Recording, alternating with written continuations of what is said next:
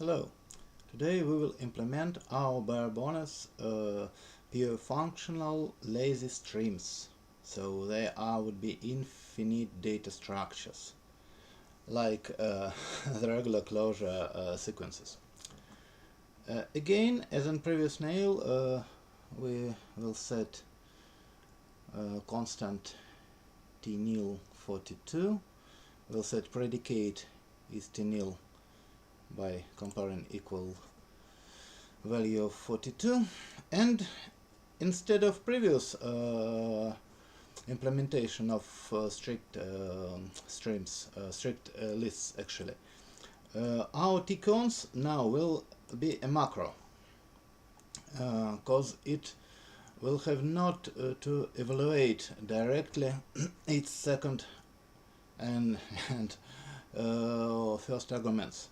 So it's a little bit tricky. It's again an implementation of lambda calculus lists, and it returns some lambda, and in the body of lambda there are some calculations with zero argument lambda call on the second position. Why we do it?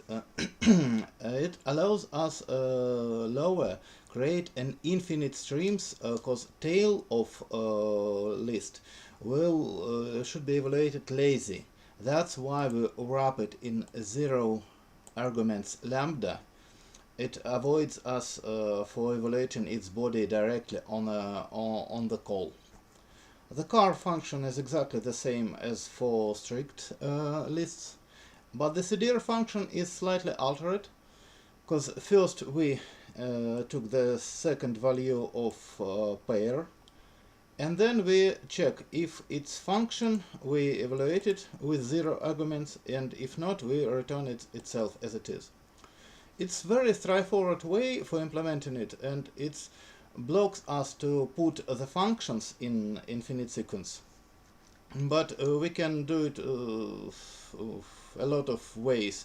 We can use meta, we can use another approach, so I'd implement it most straightforward and most simple way. And again, implementations of regular list functions are exactly the same: tmap, tfilter, treduce, tshow. But now, while we use infinite structures, we have to implement some functions for getting a part of them. For example, we should implement take n first elements of infinite sequence, of possible infinite list. And let's look how it works. Now, while tcons is not a function, but it's a macro, we can do these tricky things. We can define constant ones relying on the constant ones inside of right side of its evaluation. It's very Haskell-y, aren't it? Do you agree? Yes, so let's evaluate it. Oh, it's no Stack Overflow, it's no unbinded variable and blah blah blah and so on and so forth. It once, yeah, and then we can do regular way. Once take 10 of them and show. Let's see. Wow, we have 10 ones. Let maybe take 20 ones. Whoa, we have 20 ones. So that's actual Haskell-like code how we can construct an infinite list, and all the magic is under tcons, our macro tcons, which now wraps its second argument in zero arguments lambda. We can also create so-called infinite streams by any different rules, and use this approach to solve any problem related to infinite strings and infinite lists. For example, let us create a function range like it's a regular closure range without upper bound. For example, range starting from A. It's also tcons A and relying on t range, but here it's actually a recursive function. But again, we evaluate it, take the range from 1, infinite stream, then take first 10 element of them and show them. Wow, 1, 2, 3, 4, 5 up to 10. Maybe let's take 100 elements. Yeah, now we have 100 element of range from 1, maybe starting not from 1 but from 50. Yeah, 50 up to 149.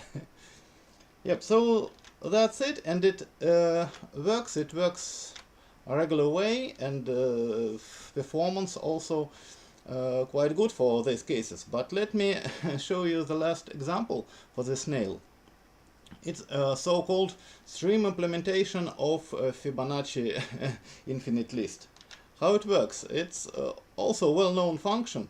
First of all, we implement two arguments map function. In Haskell world it calls zip width, but we have to create a new one because we like to keep this tmap very simple. We are working on one list.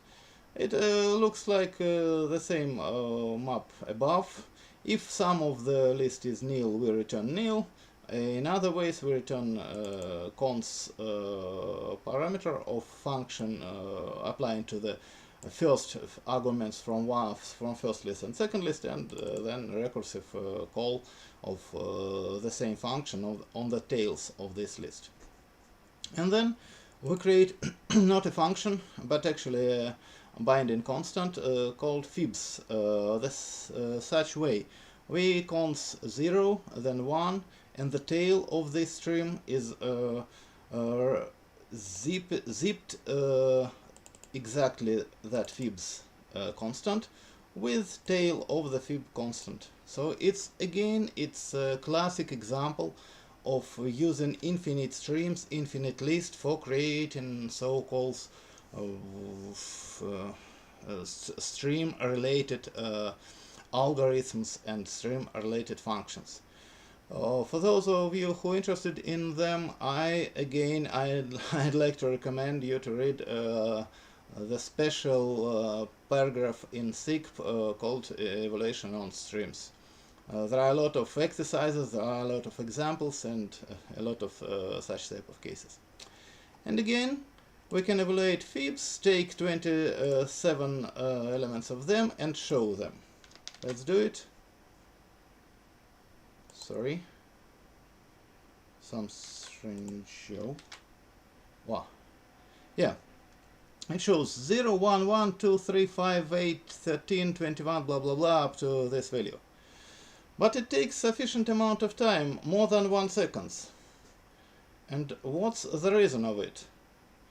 For those of you who are interested in guessing yourself, press stop the video and try to answer the question and try to suggest a solution, how we can solve it, how we can overcome it. Oh, and for others we will continue. Our stream implementation doesn't fuse our list like it calls in Haskell way. Our streams are actually immutable. But for example, in Fibonacci implementation for evaluation of 10th element of streams, every time we should evaluate a lot of previous values, and evaluation strategy are not very productive. But we can alter things a little bit and replacing this naive cons macro with its memoized implementation. Now you see some lambda tricky magic here. We'll comment it. And then we'll evaluate exactly the same macro, but with one additional approach. We will have explicit memoization of the call of this 0 arguments lambda.